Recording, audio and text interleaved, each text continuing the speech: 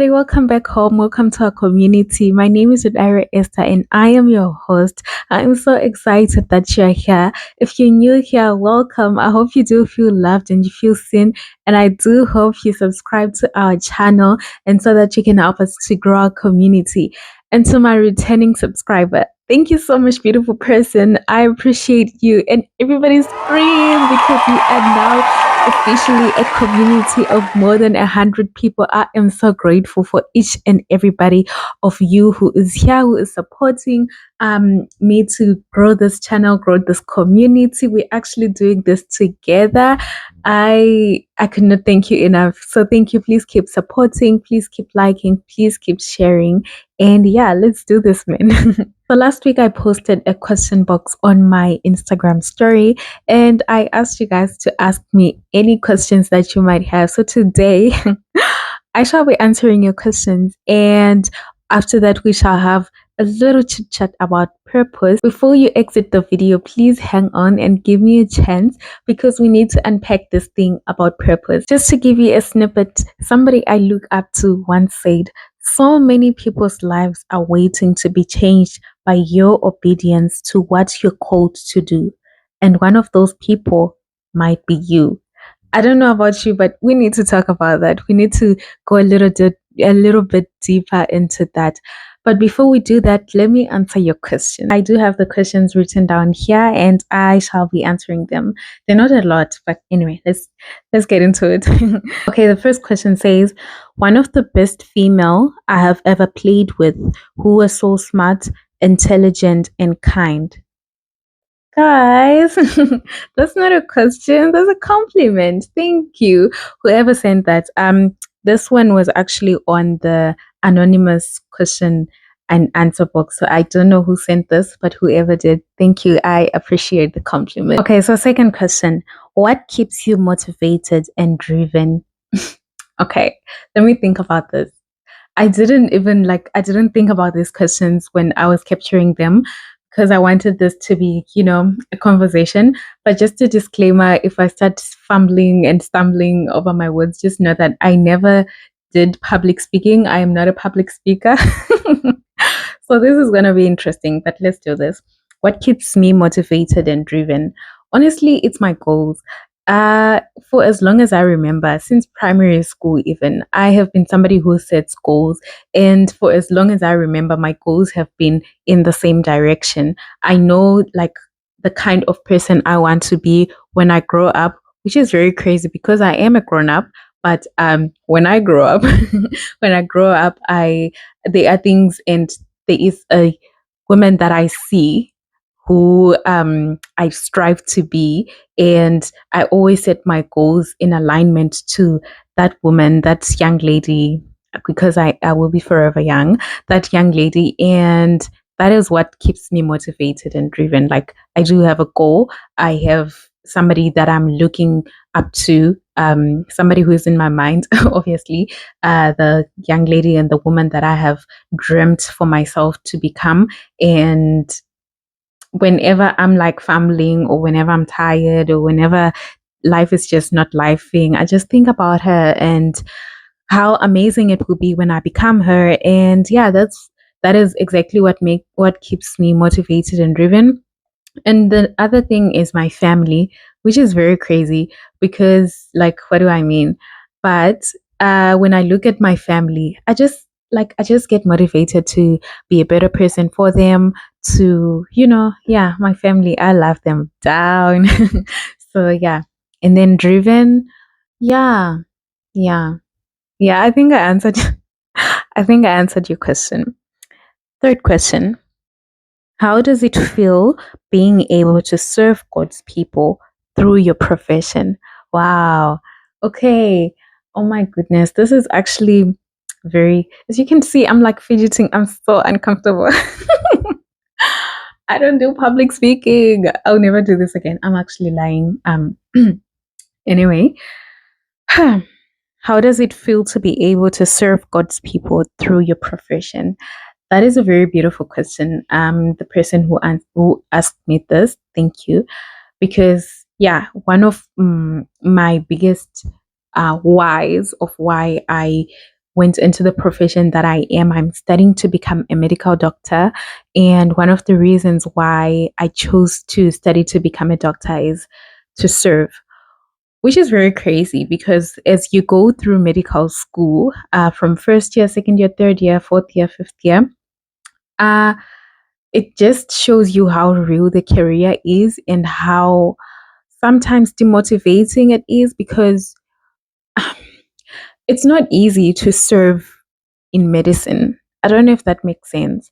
Like, it takes so much from you, and if like sometimes you would just be thinking, are there not other ways that I can serve people other than like being in the health sciences profession? And not only medicine, I stay at a health sciences campus, and I know how difficult our programs are. Not discrediting anybody else's programs, but I'm just saying from what I've seen and what I've experienced. So honestly, it feels like an honor, and it feels like yeah, a huge honor, but it also feels like a huge assignment that I have to do, and I feel fulfilled when I do it, but not always. That's the truth. I feel sometimes I feel tired, sometimes I feel demotivated, sometimes I feel like I'm not enough, but overall it feels like such an honor to be able to serve the Lord's people with what I do or what I am training to become. And I know it will be better. They always say it gets better. And to anybody who's actually watching this and you want to study medicine, it's worth it. You just really need to have a solid reason why you want to do it, because it's very fulfilling and it's very honorable, but it's also very demanding, and not only time wise but emotion wise. um yeah, yo, I feel like I'm going into this too much. I will have to like make a whole video about this. And yeah, but overall it feels really good. It feels like such an honor, and yeah, I'm just grateful because I have a lot of support around me, and I love it here, but it's not easy, honestly. Okay, who are your best friends? Ah, okay, okay, okay. You're gonna get me into trouble here, so I'm going to pick my words very carefully. Firstly, my family. I love my family. I feel like every answer I could easily say my family because they're actually my best friends. The biggest one being my sister. I have an older sister who is my twin. Where have you been? And my mom, my dad, my baby brother, my older brother, and my sister in law, my sister in love. Yeah, my family, they are my best friends. And okay, outside of my family, I have a best friend. She stays in Zimbabwe. Her name is Monashe. Big shout out to Monashe, my best friend since primary school, I think grade 5. And then I have a lot of friends in medical school. I think I'm gonna just put a picture of them just so that you can see them. I have a lot of friends. Yeah, love you guys. Okay, next question. I'm here for you. Ah, guy. Thank you, whoever that was. Thank you so much. I'm here for you too. Okay, next question. What face care routine do you use? um, so the thing is, I don't have a face care routine. Oh my goodness. Yeah, I don't have a face care routine actually. It's very sad. I should probably have one. Yo, I feel like I'm fidgeting so much in this video, but this is, yeah, I wanted to give you guys a very raw and authentic video of me being very uncomfortable because somebody once told me that, oh my gosh, you look so confident in front of the camera. Your YouTube is doing so well. And what you don't see is that I stumble off my words, I stutter again, I sometimes cry because I'm like, it's not coming out the way I want it to come. I'm usually very uncomfortable. As I have said before, this is a very new territory for me. So yeah, I feel like I look so uncomfortable, like I'm looking in the camera and I just look so uncomfortable. But I hope you can see that not every day is like a good day, and not every day is like a confidence day. But we just have to show up anyway. And I'm really happy to be here. Okay. What face care routine do you use? I do not have any face care routine. You'd be very disappointed to know that I actually use um, water and Dettol on my soap. I don't know if it's recommended by dermatologists, but anyway, that's what I do. And I put the the lotion I use for the rest of my body is the lotion that I use for my face. So yeah, that's about it. And recently, I started using sunscreen. Clap hands for me because yeah, thanks for my to my sister for putting me on. But honestly, that's all I do. That's about it. Let's move on. Uh, do you like anyone at the moment? Wait. It's written, do you like anyone ATM? And I said in brackets at the moment because surely ATM means at the moment. Do you like anyone at the moment? Yes, I like everybody. I like my mom. I like my dad. I like my sister. I like my brothers, my sisters, and my friends. I like you. Yeah, we all like each other. I like you. You like me. We all like each other. Have I answered your question? Okay, next question. What keeps you grounded? Oh, what keeps me grounded? It almost feels like it's similar to what keeps you motivated and driven, but I'm gonna answer in like an answer that I feel like I skipped when I answered the other question. What keeps you grounded? God. What keeps me grounded is my faith in God and my relationship with God.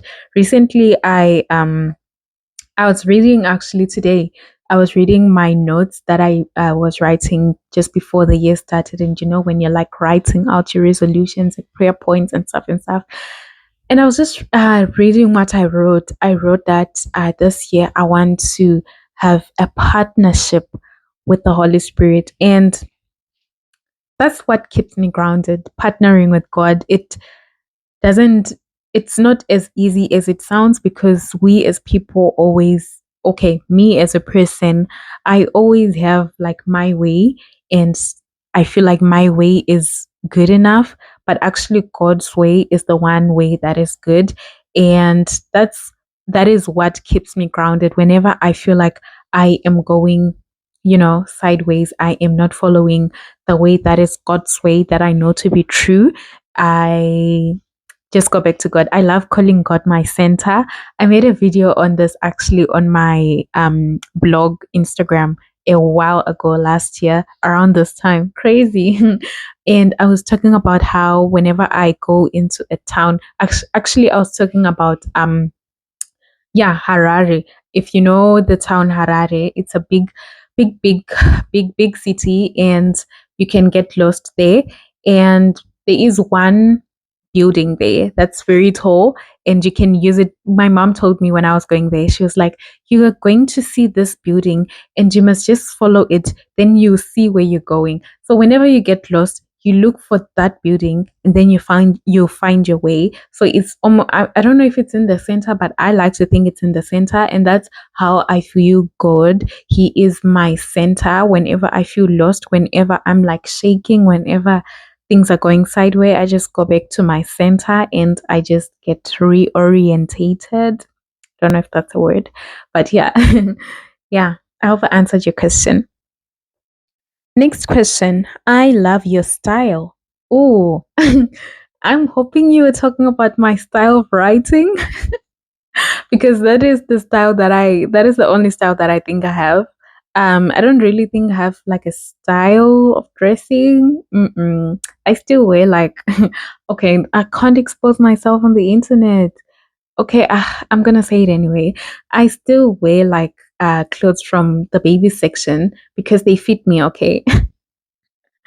Yeah. And my mom actually is like, my clothing manager. So shout out to my mom. But I'm hoping you were talking about my style of writing. If you were, thank you. If you're talking about my style of like clothing, also thank you. Shout out to mom. If you're talking about my style of what other style is there? I don't know, but yeah, or my hairstyle. I'm actually a French curl girly for till further notice. And if you're talking about that, thank you very much. Okay, last question. Wait, yeah, last one. It says, "I am here for you, guys." Okay, thank you so much. I'm here for you too. I feel like I answered this. Yeah. Oh my gosh, I'm here for you. Okay. Ugh. Okay, so now let's go into our chit chat about purpose. I feel like I actually need to do a solo video on this because there is so much to unpack from just one word purpose. I was writing my recent article on my blog. I actually wrote about this. I wrote about it because I had just seen somebody post, like I was reading somebody's caption. She had just posted a beautiful picture of herself and she captioned it. And she was that's when she said what I read earlier, that so many people's lives are waiting to be changed from your obedience, right? And that's when I was thinking, of course, I was thinking, that's when I was thinking about this whole purpose thing.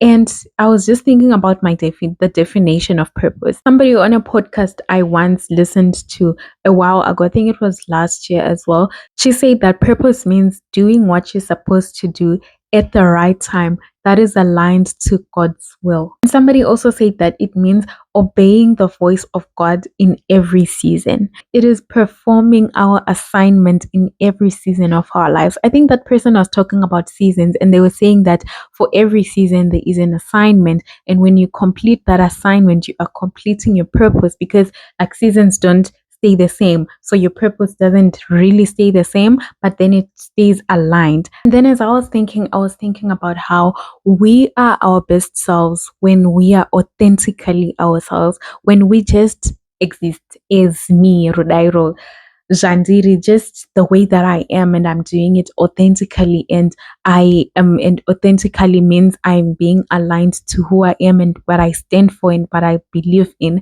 And sometimes that is purpose also, because when you live authentically, when you show up as the version of yourself that you currently are, and you make the best out of that version, you don't know who's watching you. And the thing about people is that we're always watching each other. Like we're always watching. There is somebody who is always watching. Okay, not in a creepy way, but somebody is always watching. And you might never know whose life is going to be changed by just living the way that you are living. Let's take, for example, me.